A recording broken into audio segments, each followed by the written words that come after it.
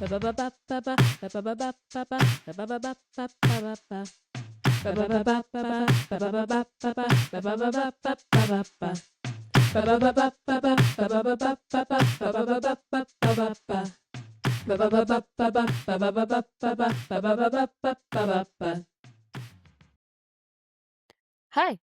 welcome to Up Your Nerd Cred. Did you used to know everything that was happening in the Marvel and DC universes? Did finding out that some superheroes are from Marvel and some are from DC blow your mind? Has keeping track of everything happening there and then realizing that we're only talking about the comics universes, not the cinematic ones, and the different universes with their own multiversal crises have gotten a little bit out of hand? Well, don't worry. Up Your Nerd Cred is here to talk about the gods cosplaying as men, the men cosplaying as gods, and how much the cinematic universes are really leaving out. At the end of each episode, you'll hopefully know a little bit more than you did and can up your nerd cred. I'm your casual nerd host, CiCi. It's Pride Month, and Mother Nature keeps trying to give us rainbows. It's beautiful, it's lovely, it's wonderful. The tendency, though, is for them to come after the part where it is too hot to go outside, and then it rains, and then it is too wet to go outside. So I don't know what we need to do to work on this whole temperature rain situation thing, but I believe in you, Mama. So, I'd like to note again, hi, solo episode. It's just going to be me sitting there talking about the things that I am interested in. But I want to make sure that we are clear that just because we are clarifying the format does not mean that we are actually going to skip out on the format altogether, right? Of course, right. So, podcast listeners, what are we nerding out about this week?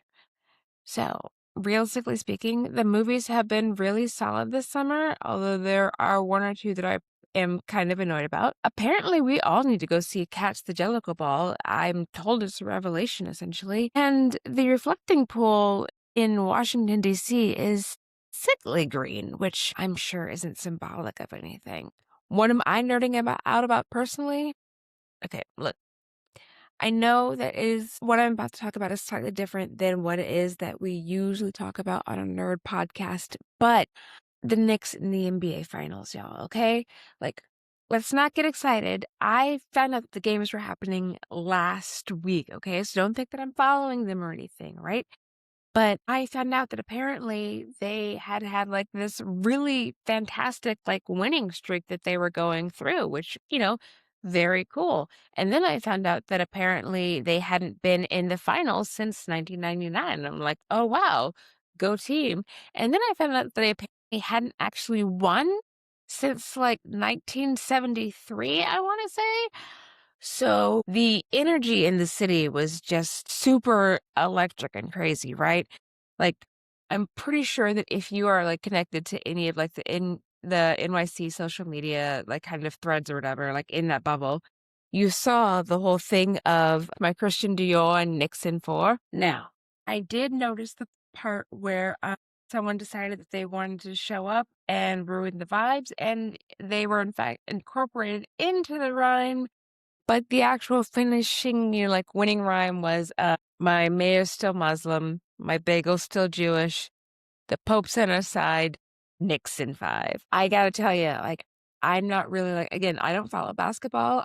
It's a lot of stuff going on, but it was really, really cool to see the entire city just be so completely electrified and just excited for everything that was happening. I know that we've got World Cup stuff that's going to be going on in the New York area soon, and that is also exciting. But 1973, was not here in 1973. My dad was a very young child in 1973, so the last time that this kind of thing happened was a while ago. So I'm actually pretty excited because there's going to be a Knicks parade. And while I'm not going to it because I don't like crowds like that, it is pretty exciting to see, the city coming together and just having all of this joy. I saw a TikTok of basically the sound of Manhattan as the wind happened and you could hear it was just quiet, quiet, quiet. Well, quiet, city quiet.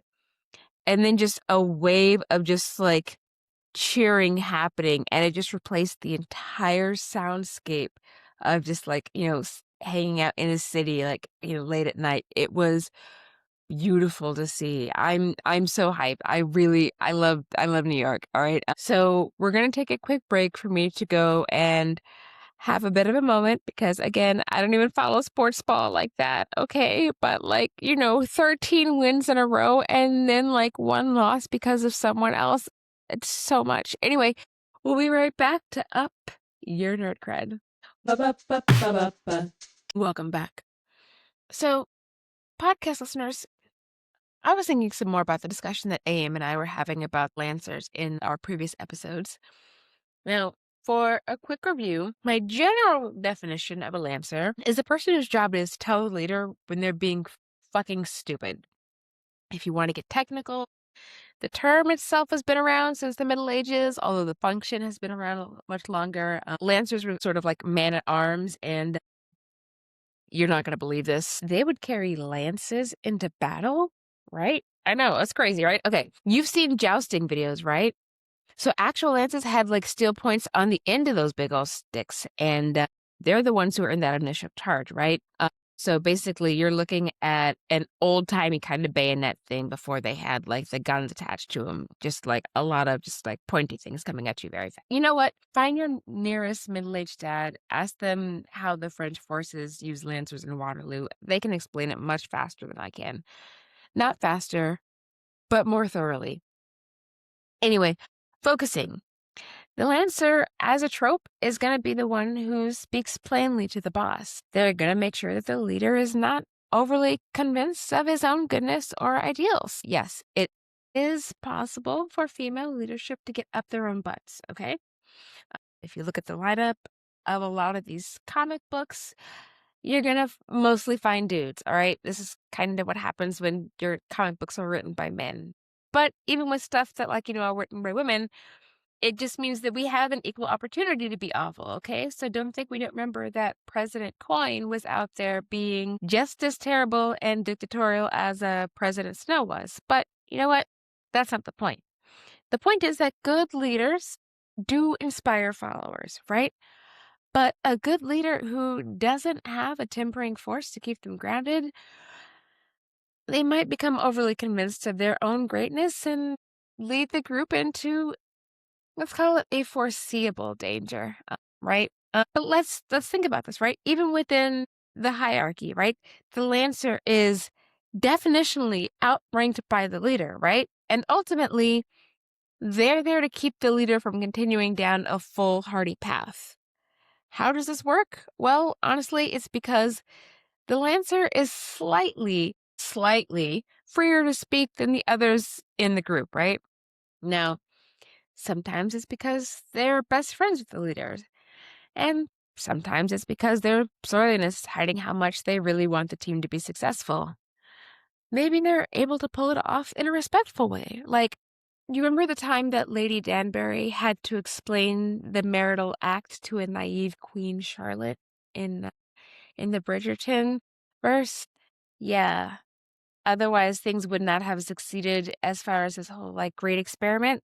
Yeah.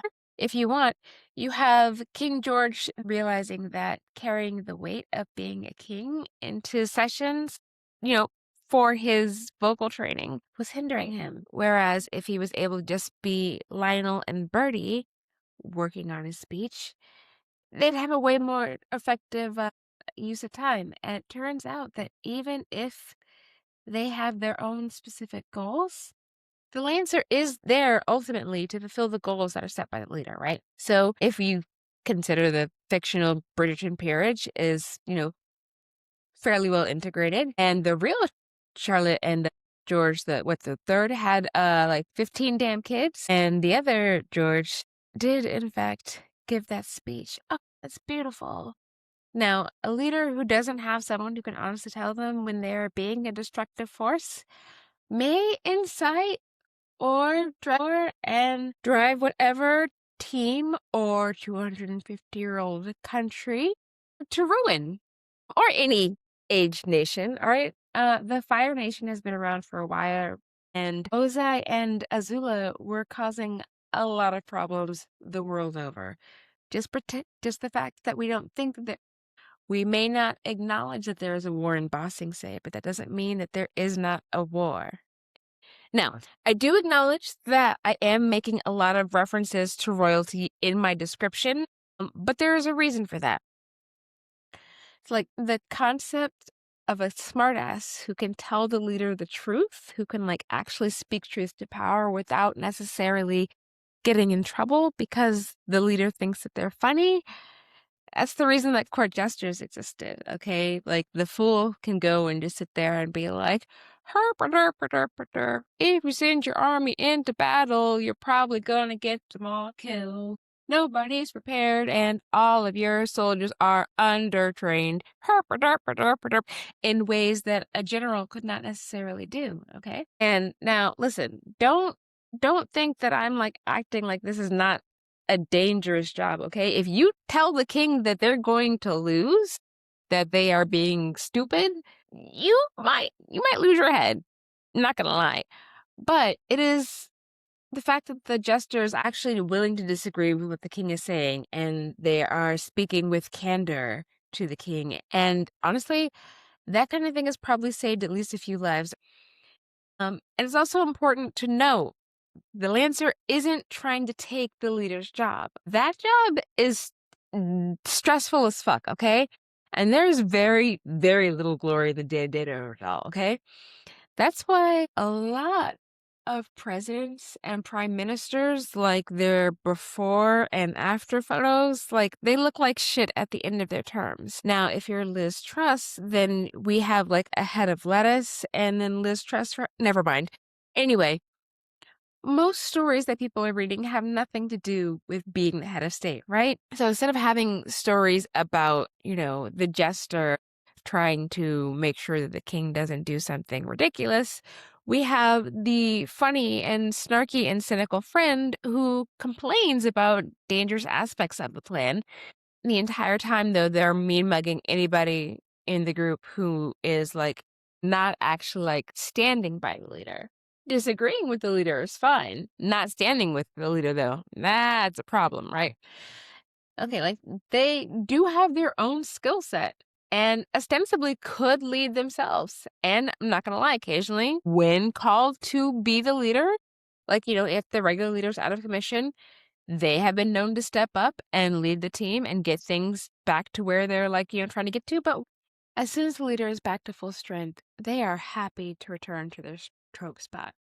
So, if we're going to talk about Lancers, we're going to have to talk about my favorite Lancer of all time, Marco from Animorphs. If you're not immediately nodding your head, then either you haven't read or you have forgotten the story of Animorphs, or you should rewind a little bit for the definition of a Lancer and see how yes he is, okay? All right, so let's start with his formal introduction, right? Because we actually haven't had anybody from the Animorphs verse make a subject debut, right? So Marco of the Animorphs was created by K.A. Applegate, and she worked with Michael Grant. They were co-creators. They're behind the series. Marco of the Animorphs theoretically does have an actual last name, but they actually make a whole point throughout the series of like, we're not supposed to tell you our last names for safety reasons. There's a certain amount of it that gets like shifty towards the end, but whatever. They don't really have last names. They also don't really have code names because let's be honest, if we can't even be sure the first names or the last names are real, whatever. As a character, he prefers to use a gorilla whenever he has a battle morph. And again, if you do not know what Animorphs are, I am so sorry to tell you, but you got to go catch up because Animorphs #1, The Invasion, is when Marco was first introduced, and that came out in June of 1996, okay? So you've got a little bit of catching up to do. I will say that I am aging myself slightly, but I read every single book as they came out, and book 26 is still my favorite.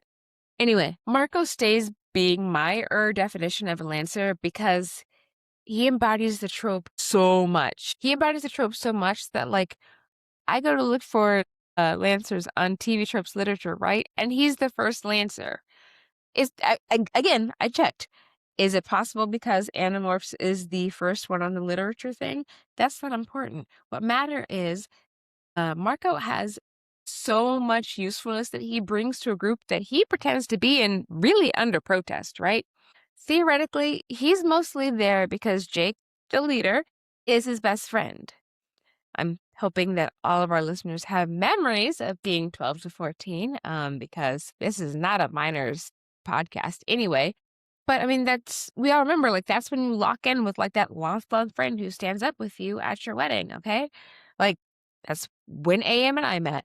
Jake and Marco, they'd already been best friends before they were even like thrust into this whole new world of, aliens and space battles and things like that, right? And now Marco is quick to, like, tell anybody who asks that Jake is the kind of person who is respected by everyone. He's a natural leader. Everybody wants to just kind of listen to him and, like, kind of be a little respectful of the things that he says. But Marco was also there the time that Jake ate an entire pie on a bet and was there when he was apparently hurling blueberries, basically, for a while. It's kind of hard to respect somebody as like a big boss person when you've seen them at their most vulnerable state. I can respect that. But here's the thing. Marco has always been there for Jake. And the fact that the other people that are in the Animorphs are people who are important to Jake, and also the fact that they all like have the whole like, thing where they're all Animorphs. But all of them, like, became important to him too, and they all took on a quasi-familial role for him, right? He did never pair off with any of his teammates, but that's probably more of a fifth wheel situation than anything else. Everybody else paired off except for him. Anyway, now there is a probable psychological thing to say that it's probably some shared trauma that's keeping them all working together, right? Like, the major conceit of the stories is essentially that these children have been forcibly inducted into like a galactic war. They're soldiers in a galactic war, and they have to try to keep an entire invasion at bay while also maintaining the facade of ignorance of the aliens, right? Now, as the series progresses, it becomes clear that Marco's tendency towards jokes and sarcasm have actually been really useful for keeping the morale up. But they're also one of the reasons why he's considered the most ruthless of the team, being able to see the larger picture. And he's able to joke about how they're all going to die whenever they go on missions, but realistically speaking, he's also sat there and mapped out how everybody could die on the missions, and he's already sitting there trying to make sure that Jake is aware of this so that he doesn't lead other people into traps and bad decisions.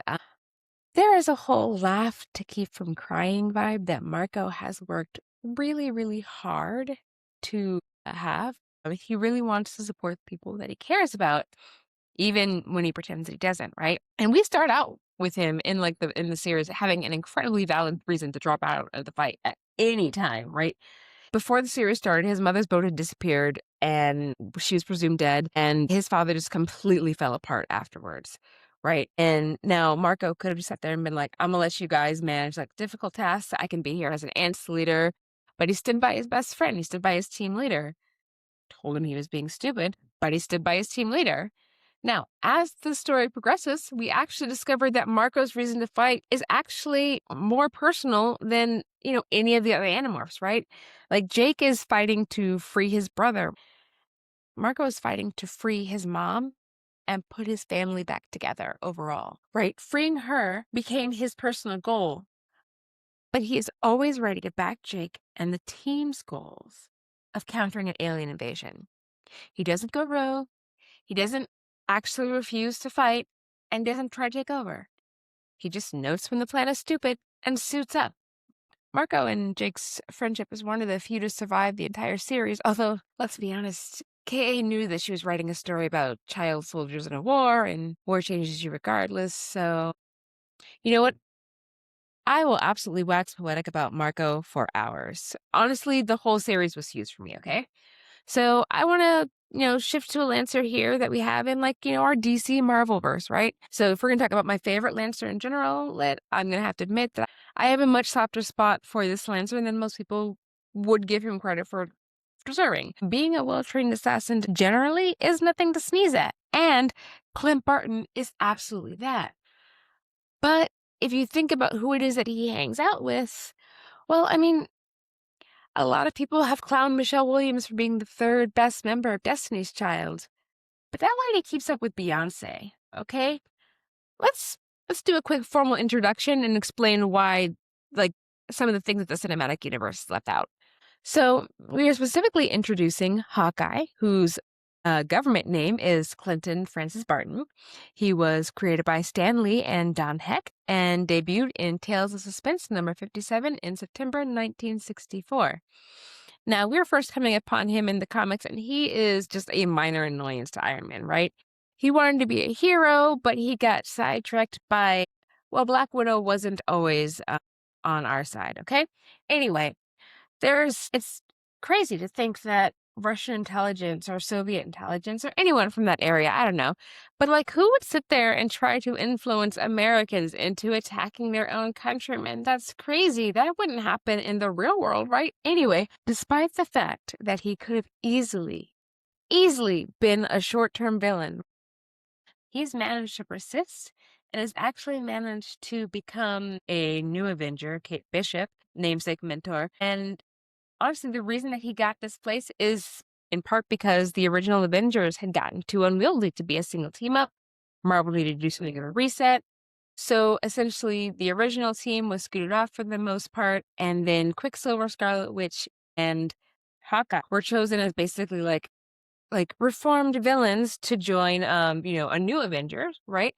And they were nicknamed Cap's Kooky Quartet, right? We've talked about them before. It's worth noting, though, that like he was at that point the only standard human on this team, right? Like he has really high skills and training and such, but Captain America has a super soldier serum, Quicksilver, Scarlet Witch, like there's a lot happening with the two of them, and most people would expect him to be intimidated or cowed, you know?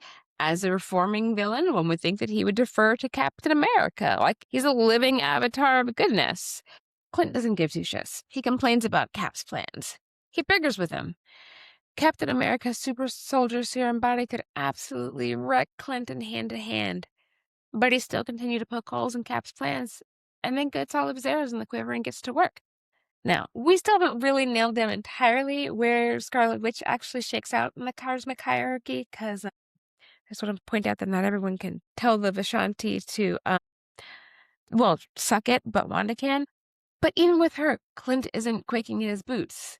Actually, probably should have attended a sexual harassment seminar or two, but that's neither here nor there. But he's very upfront about his interest in Wanda, little too upfront. Clint has absolutely had moments where he's had the weight of how underpowered he is comparatively, hit him, right? He actually used Hank Pym's growth formula at one point to be Goliath at some point, right? It didn't stick. It was not a good call. But here's the thing. What's honestly most interesting about him is despite the fact that he's not super and in fact is becoming progressively more and more disabled because he's lost his hearing in one ear because of like some of the arrows, lost hearing in the other ear because of some of the arrows, and it's just like it's all going down. So your boy uses hearing aids, right? But as deep as his teammates have put their skill points in, Clint also has like a really broad expert level skill set, right? Yes, his regular human capacity does run into some limits, but this isn't even like making jokes about having the confidence of a mediocre white man, okay? Clint is legitimately an expert in multiple fields. Him calling bullshit on a regular basis does actually come from experience. But his ability to be the child declaring that the emperor has no clothes may be, it might be more well-honed than even his archery skills, all right? Even within the context of the MCU, he has no issue whatsoever with standing up for himself and whoever else is on his team. I'll remind you of the fact that he sat there and convinced Wanda to join the fight, even though she'd kind of been put on punishment by Tony. And not only did he get Wanda to join the fight, he got her to sit there and be like, you need to stop Vision from this whole babysitting thing. And Wanda went ahead and been like, hey, listen, I got to change your density to make sure that you can't stop me. And Clint and Wanda left. Why? Because even if because Clint's arrows are not the only thing that always hit the mark.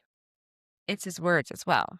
Also, talking about arrows that always hit the mark, I know that we're usually supposed to be spending our time with like DC and Marvel, but I'm going to close with a character that's almost edging you guys because of how much I've talked about how much I love Sailor Moon, the series. It's almost edging because I'm going to briefly talk about how Sailor Mars is also an excellent example of how much the Lancer trope character really matters, right? So, for a formal introduction, we're talking about Sailor Mars, the Guardian of Fire. Her legal name is Rei Hino. She was created by Naoko Takeuchi and debuted in Pretty Guardian Sailor Moon in the manga and Sailor Moon Crystal in Act 3 of Rei Sailor Mars. However, if you're only familiar with the 90s anime, don't worry. You don't need to watch episode 3 and be like, where is she? She doesn't actually show up until episode 10, The Cursed Bus, Enter Mars, the Guardian of Fire, right? You've got some time. So, whichever version of her that you were talking about, she has so many Aries archetypes, right? She is quick-tempered, she has a short fuse, and an honesty about where you stand with her that brooks no argument, okay? When we first meet her, people are accusing her, her grandfather, and her shine of contributing to disappearances. She has nothing to do with it, okay? It's actually a Negaverse, but we're not getting into it. But in the anime, they don't even explain why it is that Rei lives with her grandfather. But in the manga, it's because her politician father doesn't really want to deal with her existence following her mom's death. So she learned early on that love is a verb, and she learned that because her grandfather stepped up and took care of her. And, she remained skeptical of most people's capacity to do that. And it's also really cool because, she has, in fact, sat there and made a point of honing both her general psychic powers and her pyromancy skills. And so she can actually, recognize and halt evil in its tracks. Seriously, she's the only scout who regularly uses skills that she picked up in, her current incarnation, in addition to, her scout powers. I'm not going to attempt the Japanese of it because I respect myself, but her evil spirits be gone power, she can use that in civilian form, okay? That is very cool. Now, if you've only watched the first half of season 1 of the 90s anime, you're really gonna assume that Rei hates Usagi/Sailor Moon, right? The two of them are constantly fighting. And poor Ami and Luna, they're doing their best to referee them while coordinating their next move. Rei has occasionally rubbed Usagi's face in the fact that she has a relationship with Mamoru, who is Usagi's eventual love interest. And Mamoru and Rei both honestly dunk on Usagi pretty hard early on. But if that's true, I'm going to say 2 things to you, podcast listener, if you've only watched the first half. 1, you've had multiple decades and Sailor Moon abridged to catch up. Please, please do. And 2, it's okay if you can't hit all 200 episodes of the original anime. Go watch Crystal. It's way closer to the manga and introduces everybody and all the things much faster. One of the things, though, with Rei, though, especially within the manga, is it's very clear that despite the fact that she and Sailor Moon have a somewhat antagonistic relationship, it is very much built on something where they both want each other to be better. In many ways, Mars is not necessarily going to sit there and kiss Sailor Moon's butt because, to a certain extent, there are a number of things that Sailor Moon does that Sailor Mars can do better. Sailor Mars is more coordinated than Sailor Moon. Sailor Mars is, a songwriter. Sailor Mars is, able to sit there and balance being a student with being a shrine maiden, whereas Sailor Moon is really struggling with just being a student before Sailor Moon gets dropped into her lap, right? There's a lot of things that the two of them do clash over. And I'm not gonna lie, one of the big ones is the fact that whenever they're supposed to be studying for stuff, Usagi has a tendency to read all of Rei's manga. So there's that. But as much as the two of them fight, as much as the two of them squabble, when they were having an arc where the Crescent Moon Wand needed to be protected, Usagi trusted Sailor Mars with it, of all the other scouts. In the manga, Sailor Venus tends to be she is the actual leader of the Sailor Scouts, so technically second in command. And so she has a bit more of the role in the manga than Mars does. And honestly, towards as the anime gets a little bit further on, and you have those two things lining up. But being able to sit there and have the two of them seem like they're at each other's throats on a regular basis was able to fool the Negaverse, and it was able to fool the group, but ultimately Usagi trusted Mars because all of the criticisms and all of the complainings and all of that Lancers do, it's not because they don't want things to go well. It's because they do, and they want you to stop being stupid about it. So, We're going to take a quick break for me to think about all of the ways that Sailor Mars has probably saved Sailor Moons, but beyond what just Sailor Venus has done. And we will be back with our thrilling conclusion. Welcome back to our thrilling conclusion. So, podcast listeners, in many ways, I think that it's important that as we think about who we're seeing in stories and why, we also take some time to highlight stories that, resonate with nerds long after they're first drafted. Last year, we gave you fun dates to be aware of in nerddom, and we decided that now that the first year is over, we want to change it up a little bit. So we're introducing a segment I'm calling You've Got Issues. Now, this is specifically where AM and I will actually dig into our personal comics archives and actually pull out a few of the issues that we have. And, we'll try and take a few minutes to sort of explain what it is that they are, who wrote them, why does they matter in nerd canon or not, and, maybe a few thoughts that we have on it and how they, really apply to the rest of the world. So to be clear, this isn't just me grabbing a page from my year by year books that we have. Don't worry, I still have them, by the way, but these are actual comics that we have in our actual library.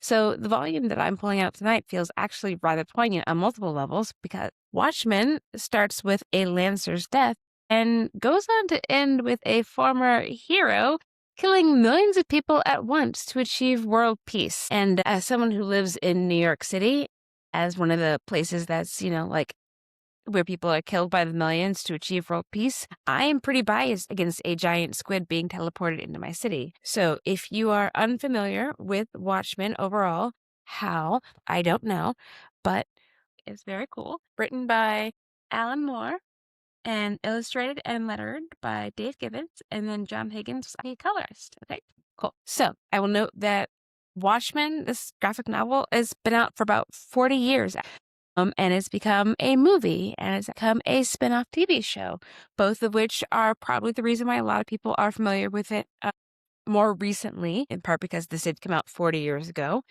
But, fun fact, neither of them are really serving the Tales of the Black Freighter sub-story realness, okay? It's a cool thing that's actually in the book. And it's actually an interesting commentary, too, because if there are actual superheroes running around, then to a certain extent, we're going to have to look somewhere else for the fantastical. Then again, when the world's smartest man and the man who can travel up and down his entire temporal history are both deciding to go ahead and kill off the major population centers, neither of them seem to really have any real friends to laugh and be chill with and think about the implications of their plans, including the part where they kill millions of people. Honestly, they have no one to laugh with because the comedian is gone. And so at this point, I don't know, man, who's gonna cheer Pagliacci? Anyway, you should read Watchmen or watch Watchmen if you would like to, and then watch the TV show. But seriously, get a copy of the book if you can. It's really good, and I'm gonna go actually look at it a little bit later. But unfortunately, listeners, we have come to the end of our podcast. I know. How is it over so soon? Well, good news. Our next episode is coming out sooner than you think. You're also, of course, more than welcome to listen to this episode if that's not fast enough. Nerd cred takes time to build. But if you can have somebody basically come and tell you that you're being dumb when you're doing it, then maybe you can build it faster. Who knows? Anyway, now it's time to mention that we have an Instagram. We're on Apple and Spotify and YouTube. We're working on expanding our reach. If you like the episode, of course, make sure you like, rate, review, subscribe, especially if you're trying to up your nerd cred. You can follow us on Instagram at Up Your Nerd Cred Pod. If you're looking for me across platforms, I'm at CiCi Davis.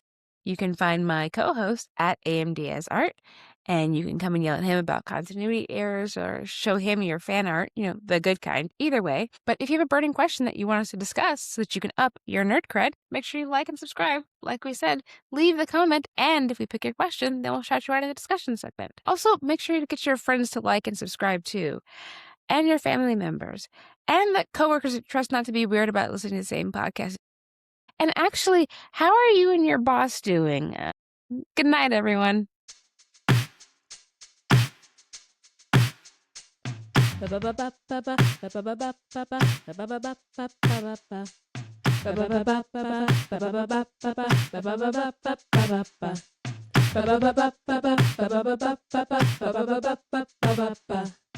Ba ba ba ba ba ba ba ba ba ba ba ba ba ba ba ba ba ba ba.